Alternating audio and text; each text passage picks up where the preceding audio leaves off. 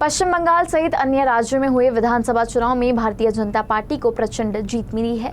Bharatiya Janata party की जीत को लेकर उपराजधानी नागपुर में कार्यकर्ताओं में उत्साह का माहौल है। कार्यकर्ताओं ने एक दूसरे को मिठाई खिलाकर और ढोल नगाड़े बजाकर पार्टी की जीत का जश्न मनाया। पश्चिम बंगाल, केरल, असम, तमिलनाडु और पुडुचेरी के विधानसभा चुनाव के परिणाम घोषित हो गए हैं। इस चुनाव में भारतीय जनता पार्टी ने पश्चिम बंगाल में ऐतिहासिक प्रदर्शन करते हुए पहली बार सबसे बड़ी पार्टी के रूप में उभरने का दावा किया है।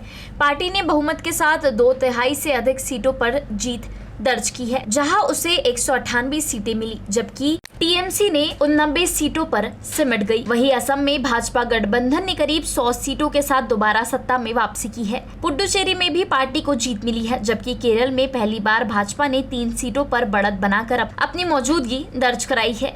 इस जीत के बाद देश भर में जश्न का माहौल है। महाराष्ट्र की उपराजधानी नागपुर में भी भाजपा कार्यकर्ताओं ने जोरदार जश्न मनाया। शहर के धंतोली स्थित विदर्भ विभागीय कार्यालय में सैकड़ों कार्यकर्ता एकत्रित हुए, जहां ढोल नगाड़ों के साथ जश्न मनाया गया। इस दौरान पटाखे फोड़े गए और एक दूसरे को मिठाई खिलाकर पार्टी की जीत की बधाई दी गई। गीत लिहिण्याची 150वी जयंती आहे आणि ज्या बंकिमने वंदे मातरमची रचना केली त्या बंकिमच्या बंगालमध्ये वंदे मातरम म्हणणारे लोक सत्तेवर येणार आहे आणि वंदे मातरमचा विरोध करणारे लोकांना घरी पाठवण्याचं काम बंगभंग आंदोलनात ज्या बंगाल्यांनी साथ दिली होती त्या सगळ्यांनी मिळून घेतलेलं आहे। म्हणून बंगाल विजेचा खूप खूप अभिनंदन करतो, तिथला मतदातांचा खूप खूप आभार व्यक्त करतो।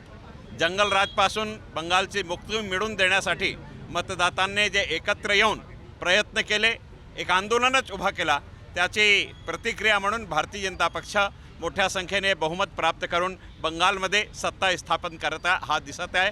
आता जंगलराजपासून मुक्ती होऊन शासनाच्या, स्वशासनाच्या आणि राष्ट्रवादाच्या शासन तिथे स्थापित होईल अशी खात्री आहे।